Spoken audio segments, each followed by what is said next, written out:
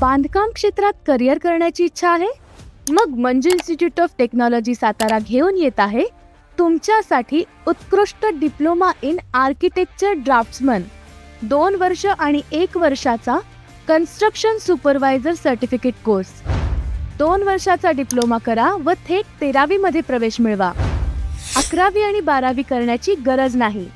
आता शिका महाराष्ट्र राज्य व्होकेशनल एक्झामिनेशन बोर्ड मुंबईद्वारे मान्यताप्राप्त कोर्सेस आणि मिळवा यशस्वी भविष्याची संधी.